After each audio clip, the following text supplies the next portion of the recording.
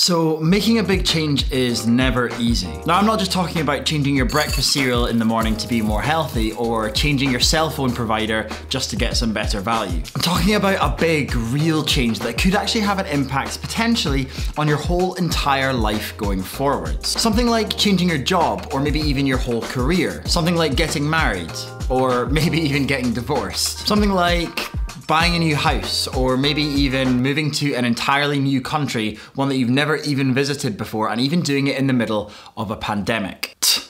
Who would do that? That sounds like a terrible idea. So tomorrow I'm moving my entire life from my home country of Scotland all the way across the Atlantic Ocean to Toronto, Canada. Now, although this big move has been on the table for me for quite a while, the whole entire thing got delayed indefinitely for me back in April because of our big pal, Rona.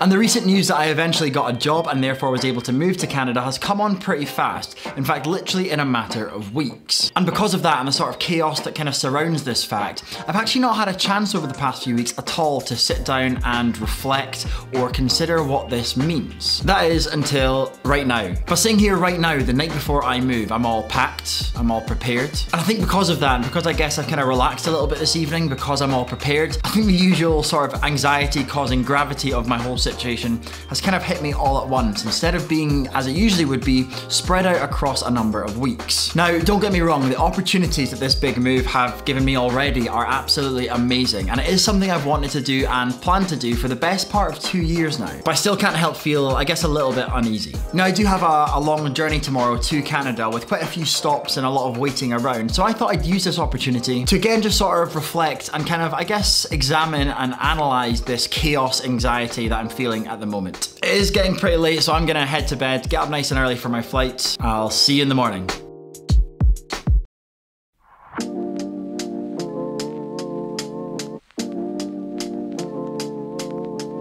Alright, so I really wanted to film something first thing when I woke up this morning, but I slept in a little bit, so I'm a little bit late. I'm at the airport now for my first flight down to London.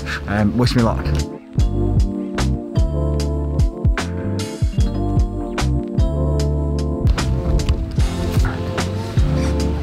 Alright, I'm in the airport, so I'm not really supposed to take my mask off, but I flew down from Edinburgh today. Now in London, I've got like a 5-hour layover here, and on the flight I had a lot of time to think about things and think about the way that things are going and are going to go in the future. One of the annoying things about filming inside an airport is there's always like announcements or cars or vans going past. This is like the 8th time I've had to stop. Alright. So one of the things that really came to mind for me when I was thinking about all of this is the fact that I think that even when it comes to positive change, it can make you feel pretty uneasy. In fact, as I thought about this more and more, and I was thinking about how change makes us feel a bit uneasy and unsure and uncertain, I decided to Google it once we got off the plane. And it turns out that on a biological level, our brains are actually designed to deal with change in the same way and react to positive and negative change in the exact same way as each other, which I find super interesting, but isn't really very helpful for us. It comes down to being a bit of a defense mechanism, nature's way of protecting us from the things that are unknown. So I guess my first tip when it comes to this is just to kind of accept that and to know that it is quite normal to have even positive change make you feel a little bit uncertain, maybe anxious or uneasy, and you know what?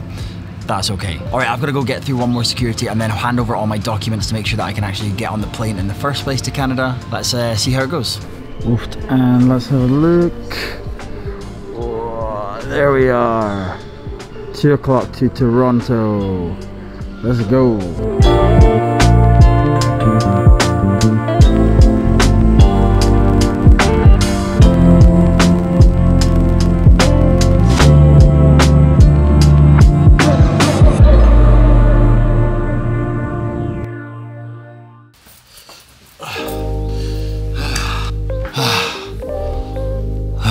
So after around, I think, like 24 hours of traveling, give or take, I'm finally here at my quarantine Airbnb. Here's where I'm gonna be spending the next 2 weeks of my life, these 4 walls.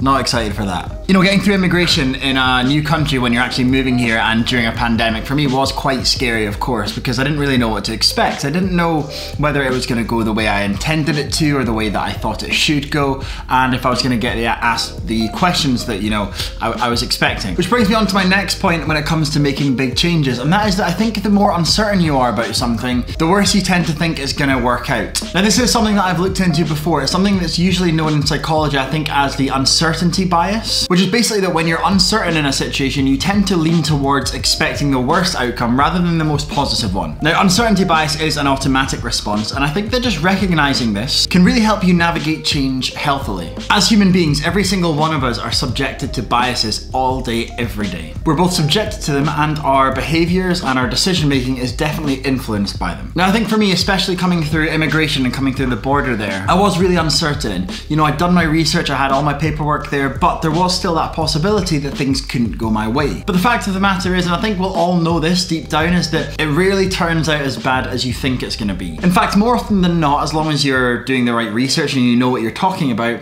it tends to work out okay in these types of situations. And again, just recognizing that this is actually a thing can really help. When I started thinking about this, the example that came to mind recently was from something that I watched recently. I was watching one of Michael McIntyre's stand-up shows. Now, if you don't know who that is, it's just a British comedian, and he does a bit in one of his recent shows all about how we have this thing in the UK about getting into a swimming pool. British people are always really scared of swimming pools. They dip their toe in, they kind of hum and haw about going in or not, until the first person in their party jumps in the pool and they just get in, they just jump straight in. And that all too phrase comes in where they say, "It's fine once you're in." For me, this is a perfect example of the uncertainty bias at play, because it's a situation where you're not sure about something. You're not sure if it's going to be warm or cold, pleasant or unpleasant, comfortable or uncomfortable. But as soon as you actually get in the pool, you realize that it wasn't a big deal in the first place. All right, I need to have a shower and get into my pajamas immediately.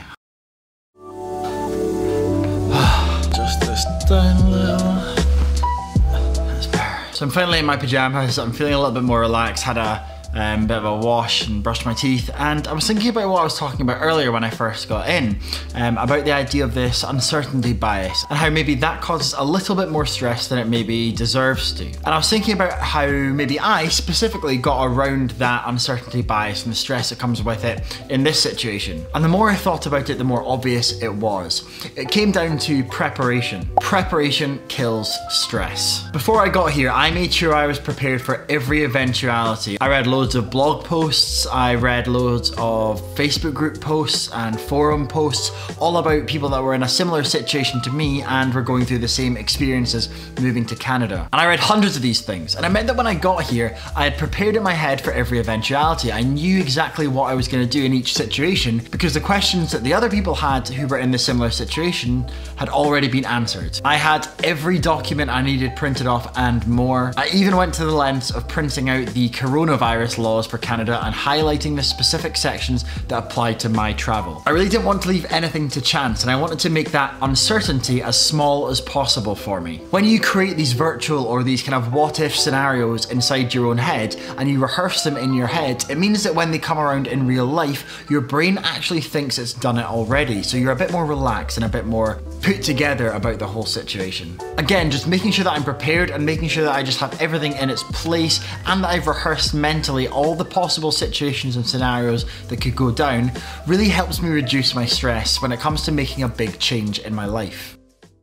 You know, over the past 20 hours or so of my journey from Scotland here to Canada, I felt loads of things. There's obviously been excitement, there's been nerves, there's been fear, and a lot of it has come down to obviously the fact that I'm making a massive change in my life. But at the end of it all, I do need to just remember that major life changes like this really do help you build a bit of momentum towards positive things. The fact is, moving to Canada, moving to Toronto is an amazing thing for me. It's going to be an incredible adventure. I'm going to meet a whole bunch of new people, and it's more than likely going to open a whole bunch of doors and opportunities for me that I would never have ever had if I just stayed at home. And in my experience, that's what making a big change is all about. It's about mixing things up. It's about making something happen for yourself. It's about not getting too comfortable with the place that you're in. And it's about realizing that there's always something else you can do. There's always something a little bit more, a way you can push yourself more than you did yesterday. And you know, if you're in a similar position to me and you're making a big change in your life as well, just remember that although you might feel maybe a little bit overwhelmed now,